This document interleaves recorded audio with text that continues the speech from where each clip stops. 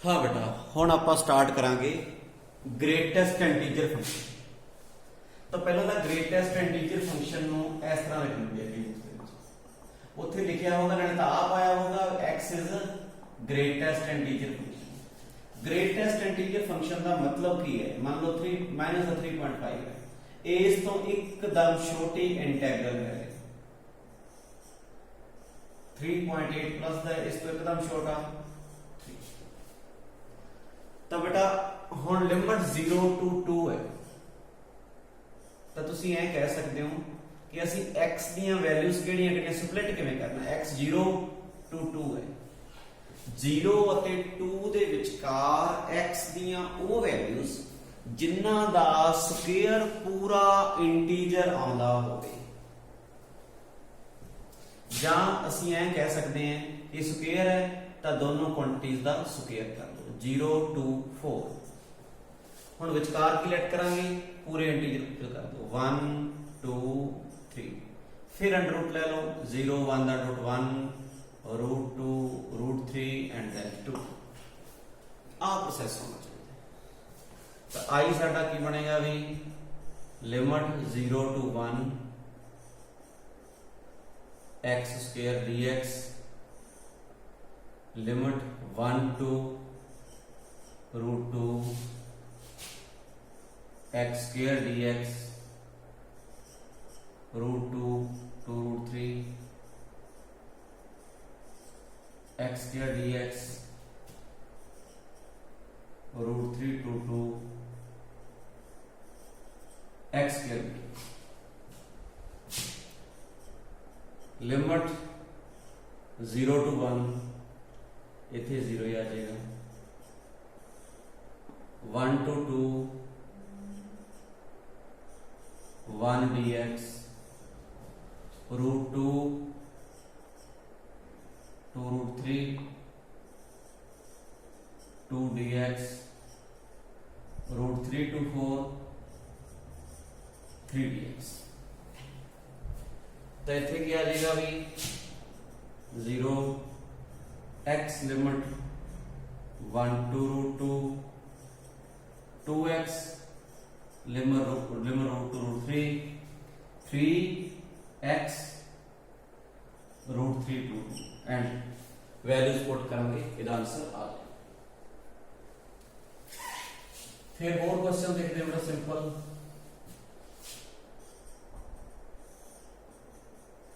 -12 to 3/2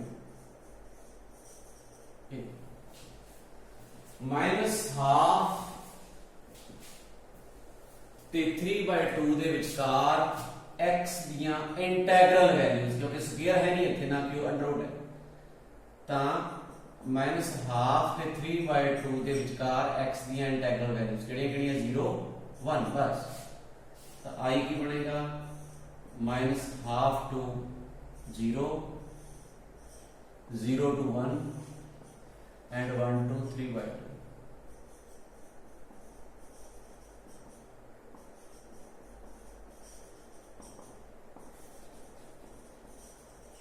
हाँ 0 to half 0 -1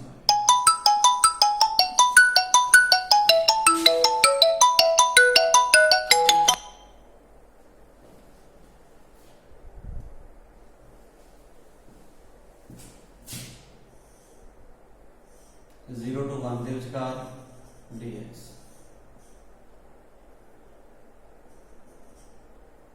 1 dx minus x -12 to 0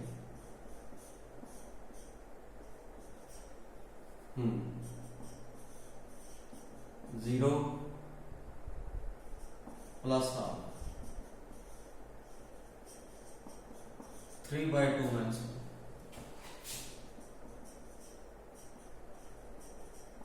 minus 1 3/2 2 minus 1 that is 1 3/2 minus 1 हाँ 1 answer किया है 0। तो बेटा और देखते हैं।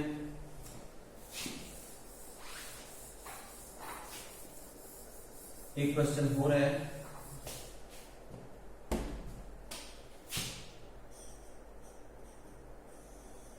Limit 0 to 10 greatest integer function of root x। तो बेटा होना x is equal to 0 to x is equal to 10 है। अंडर रूट फाइंड करो, 0 to under root 10 3 point something, 0 to 3 point something ਦੇ ਵਿਚਕਾਰ ਕਿਹੜੇ ਕਿਹੜੇ ਇੰਟੀਜਰ ਆਉਂਦੇ ਆ 1 2 3 आएगी आ जाएगा 0 एंड देन स्क्वायर कर 0 1 4 9 10 तक ये आएगा भी limit 0 to 1 root x dx 1 to 4 root x dx 4 to 9 dx and 9 to 10 root x dx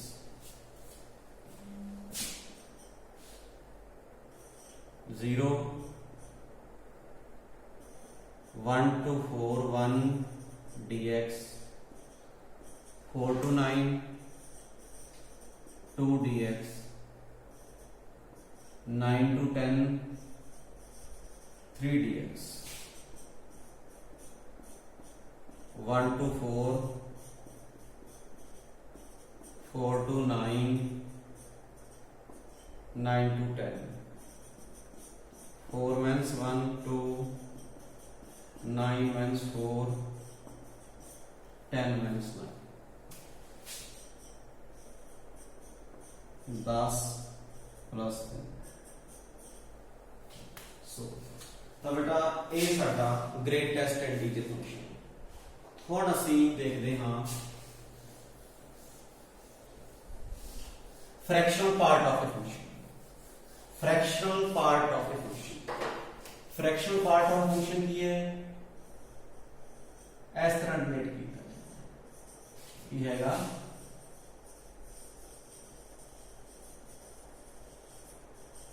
fractional part of function. तो fractional part of a function ਨੂੰ ਅਸੀਂ ਕਿਵੇਂ ਡਿਸਕਸ ਕਰਾਂਗੇ। तो fractional part of a function साडे कोल है, इनू S नजरिए नाल लिखना है x माइनस इदा ग्रेटेस्ट इंटीजर फंक्शन। तो क्वेश्चन है minus 0 to 3/2 greatest integer function 0 to 3/2 x minus n type of part of a function या sorry greatest integer function। तो बेटा ये आ जाएगा limit 0 to 3/2 x dx 0 to 3/2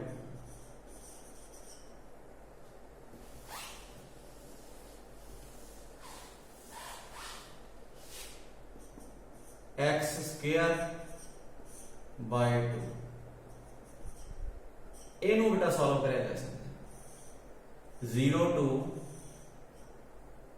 1 and then 1 to 3/2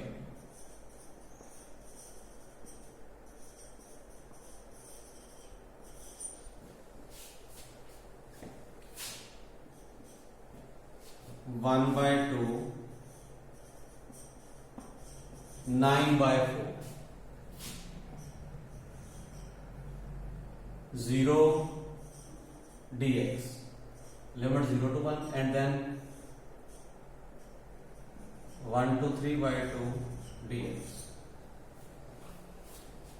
हाँ 9 by 8 x 1 to 3 by 9 8 3 by 2 minus 1 9 by 8 minus half and then so on. ये सी बेटा greatest integer function fractional part of function. और इस तो अगे ਅਸੀਂ ਵਧਾਂਗੇ ਸਾਡੇ ਕੋਲ ਹੈ integration as a limit of sum, integration as a limit of sum. तो हम कितना करते थे integration as a limit of sum? Integration as a limit of some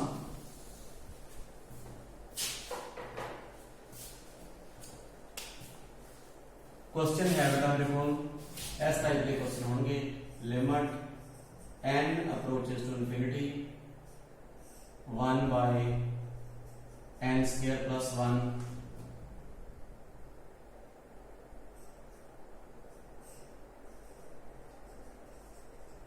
n square plus 2 square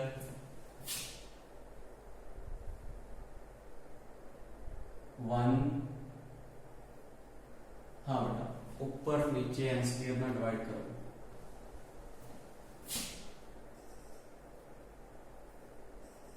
n है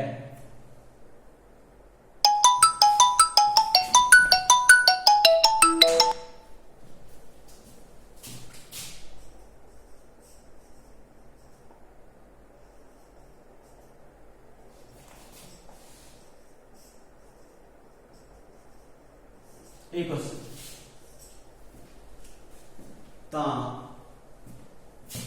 की है तो n काउंट कर नीचे n स्क्वायर काउंट कर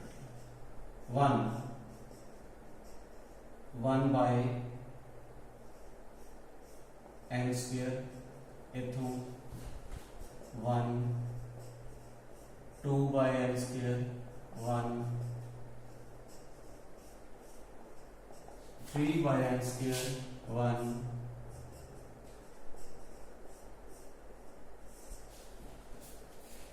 हाँ limit n approaches to infinity 1 by n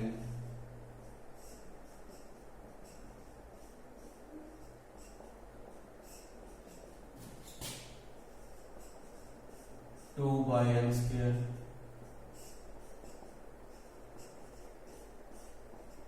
3 by n square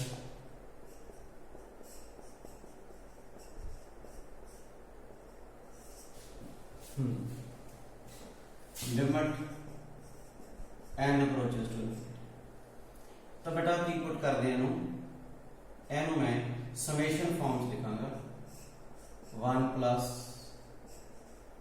r by n square and r varies from 1 to n limit n approaches to infinity।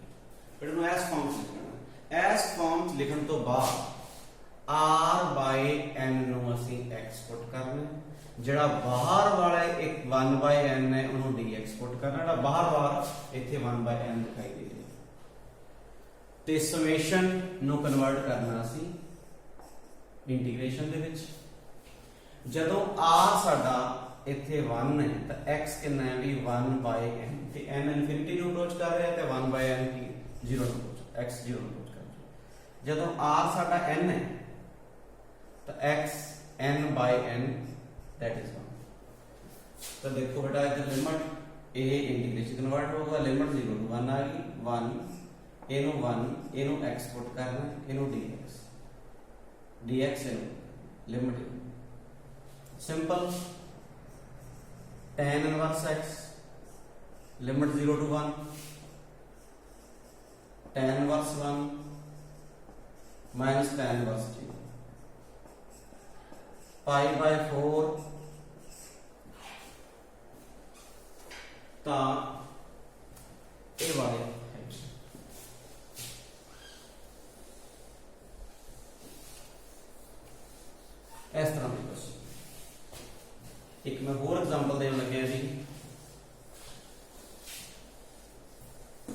सुनो ध्यान नाल।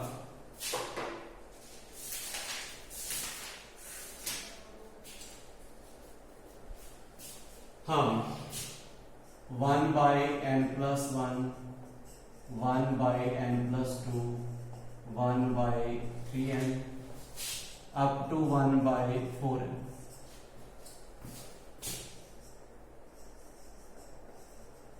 limit n approaches to infinity, limit n approaches to infinity।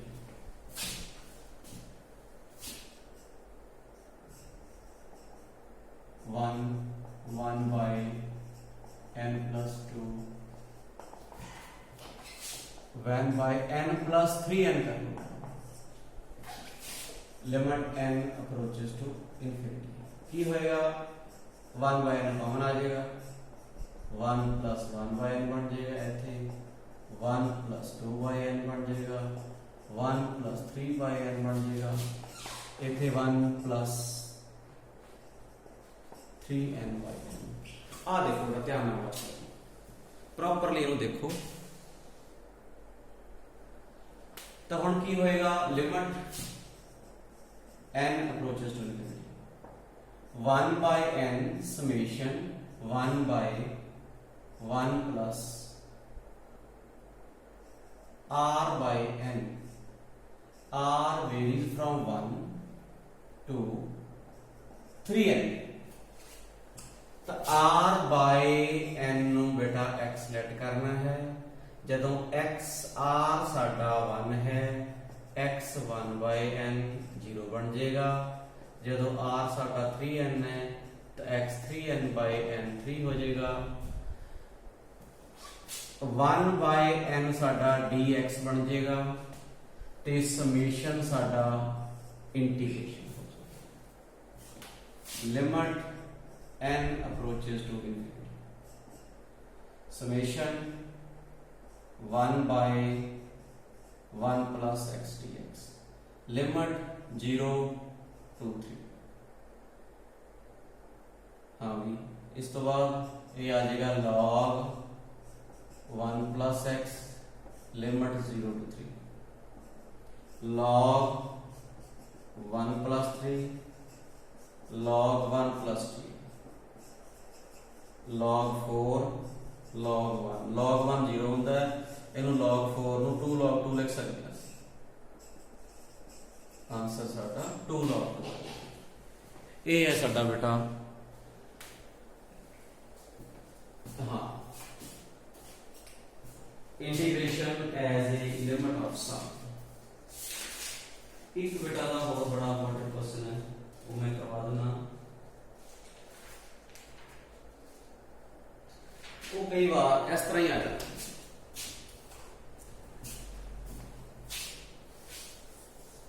Summation है 1 by n summation e raised to power r by x, e raised to power 1 by n e raised to power r by x।